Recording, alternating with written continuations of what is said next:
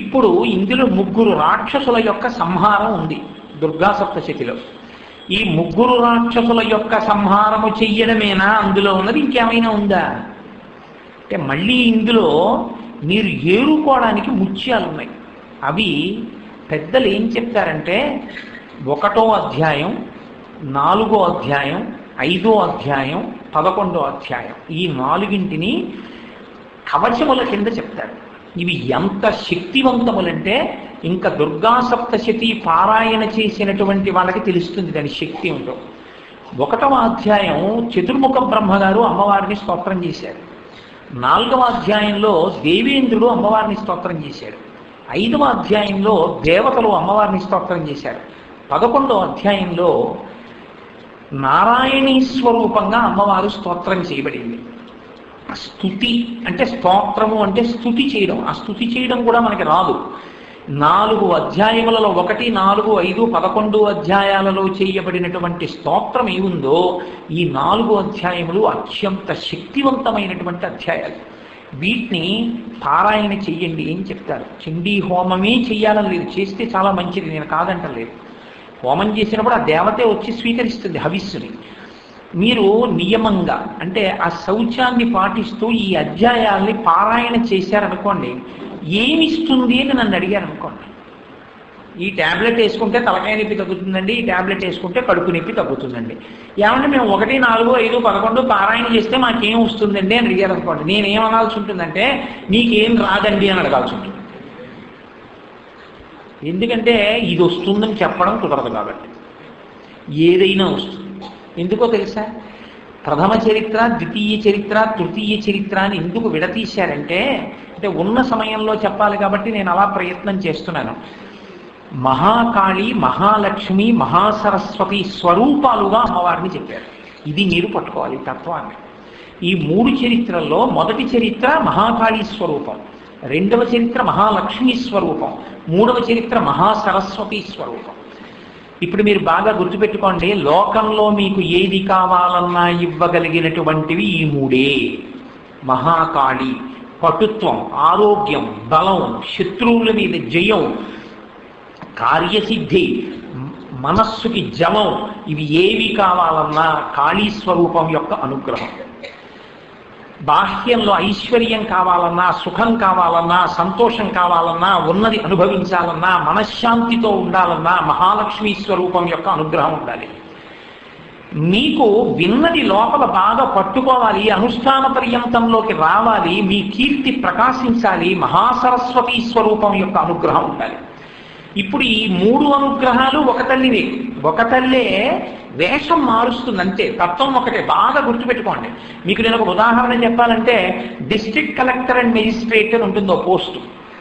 ఆయన కలెక్టర్ గారు, ఆయనే డిస్ట్రిక్ట్ మెజిస్ట్రేట్, ఇద్దరు ఉండరు, ఒక ఆయనే ఉంటాడు.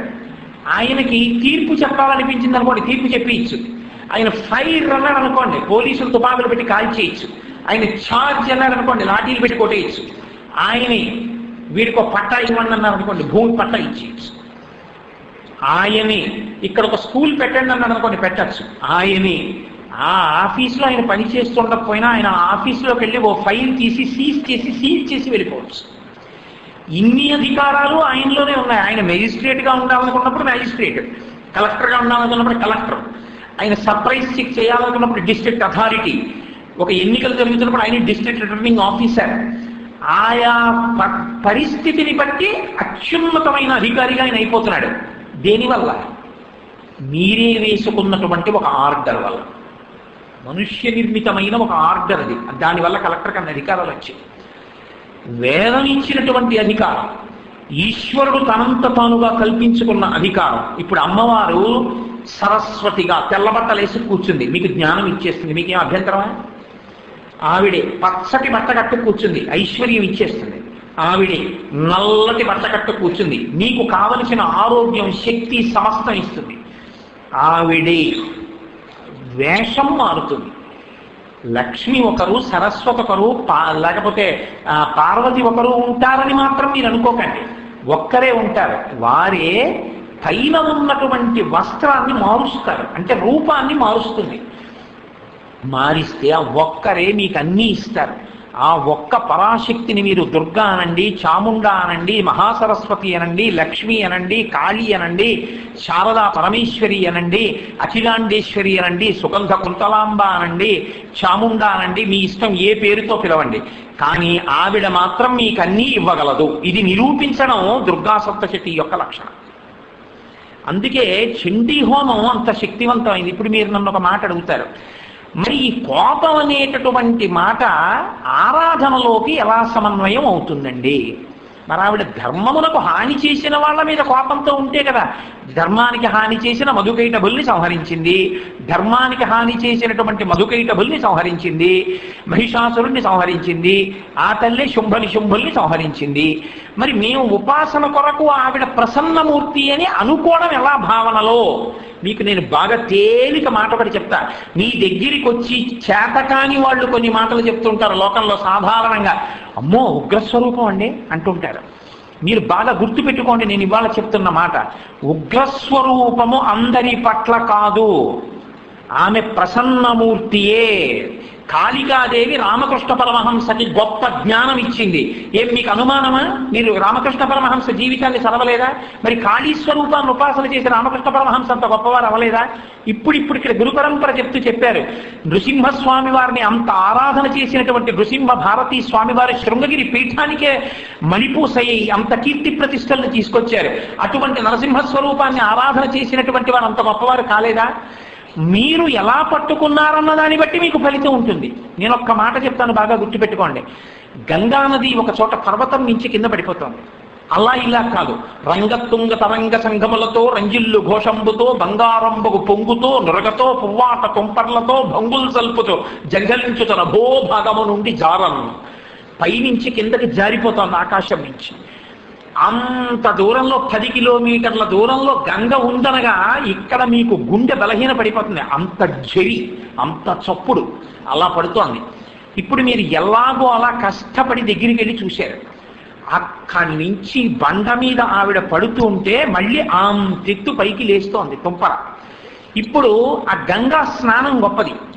ఇప్పుడు నేను అన్నాను, ఏమండి మీరు వెళ్ళి దాని కింద తల పెట్టండి, మీకు స్నాన ఫలితం వస్తుందన్నాను. మీరు పెడతారా? మీరు పెట్టరు. అమ్మో దాని కింద తల ఎలా పెడతానండి అంటారు. ఎందుకు పెట్టలేనంటున్నారు? అక్కడ గంగ మీరు తల పెట్టడానికి యోగ్యంగా లేదు, అంత మాత్రం చేత గంగ కాకుండా పోయిందా? అది చెప్పండి నాకు. గంగ కాకుండా పోయిందా? గంగ కాకుండా పోలేదు. ఇప్పుడు ఆ తల పెట్టలేకపోయినా ఇలా అంటే చాలు, మీకు నమస్కార ఫలితమే, స్నాన ఫలితమే. ఆ గంగే కొంచెం మీరు 4 అడుగులు కిందకి దిగేటప్పటికి రాళ్ల మించి ఇలా వెళ్ళిపోతుంది. అక్కడ స్నానం చేశారు. ఆ గంగలోనే చేయాలంటే ఈ గంగలోనే చేయకూడదని అంటారేంటి?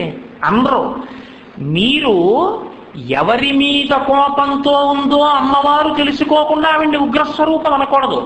ఎవరి మీద ఉగ్రస్వరూపం అని అడగాలి. అధర్మం మీద ఉగ్రస్వరూపం అంటే మీకు రక్షకురాలు ఆవిడ, మీకు కన్న తల్లి. ఒక బిడ్డడి దగ్గరికి ఓ పిచ్చి కుక్క పరిగెత్తుకుంటూ వచ్చి పిల్లాడి మీద కలిగిపడబోతోంది. అమ్మ ఏమీ కనపడలేదు, అక్కడ మరత మంచం ఊచ కనపడింది. ఆ ఊచ తీసేసి పిచ్చి కుక్క అమ్మని కరవదా అంటే నాకేమైనా పర్వాలేదు, పిల్లాడు రక్షింపబడాలి. ఆ కుక్క మీద పడి అమ్మ ఆ ఊచతో కుక్కను పొడి చేస్తోంది. పిచ్చి కుక్క భయపడాలేమో కానీ అమ్మని చూసి పిల్లాడు భయపడాలా? ఇప్పుడు అమ్మ ఎంత కోపంతో చీర పైకి తీసి ఇలా దోపుకుని జుట్టు విడిపోయి ఆ మడత మంచం ఊచ చేత్తో పట్టుకుని పిచ్చి కుక్కని పొడి చేస్తున్నా సరే పిల్లవాడికి మా అమ్మ వచ్చింది సమయానికి కుక్కని పొడి చేస్తాను, అమ్మ ఉండబట్టి నేను రక్షింపబడ్డాను.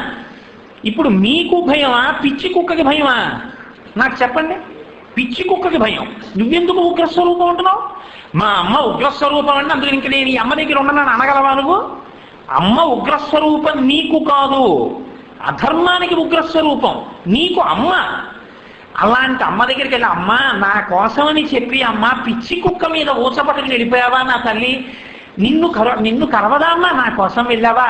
అమ్మా నువ్వు లేకపోతే నా బతుకెక్కడుందమ్మా అన్నారు అనుకోండి. ఇప్పుడు అమ్మకి ఇంక స్తోత్రం లేదు, అమ్మ పొంగిపోతుంది. ఎందుకంటే మీ పట్ల అమ్మతనం అంతే. మీరు ఇంకా అమ్మకి ఏమి ఇవ్వలేరు, మీకోసం పిచ్చి కుక్క మీద పడిపోయిన అమ్మకి మీరేమి ఇస్తారు? చండి అంటే అంతే.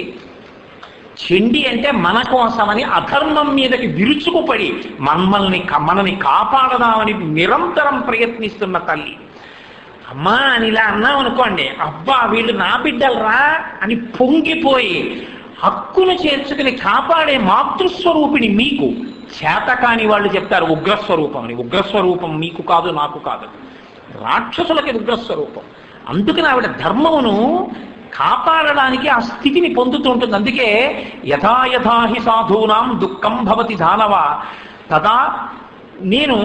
తదా తేషాంచరక్షార్థం దేహం సంధారయామ్యహం అని చెప్పింది ఆవిడ దేవీ భాగవతంలో. ఎప్పుడెప్పుడు ధర్మమునకు హాని కలుగుతుందో అప్పుడప్పుడు నేను ఒక రూపాన్ని తీసుకుని రక్షిస్తూ ఉంటాను.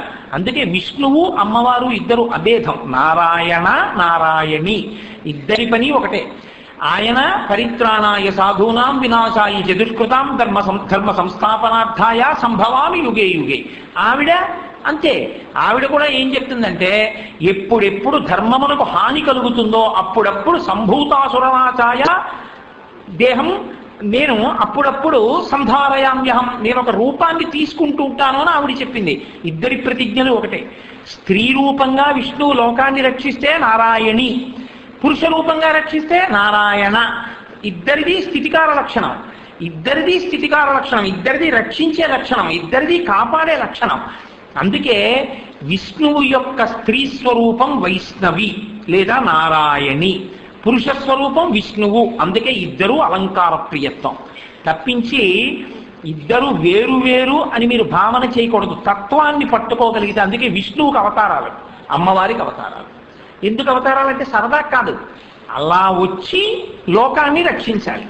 వాడు అలా అడిగాడు, నేను అలా అయితే చచ్చిపోతానన్నాడు. అందుకని ఆవిడ అలా వస్తూ ఉంటుంది, వచ్చి అక్కడక్కడ ఆ రాక్షస సంహారం చేస్తూ ఉంటుంది. ఇది దేని కొరకు అంటే మనని రక్షించుట కొరకు.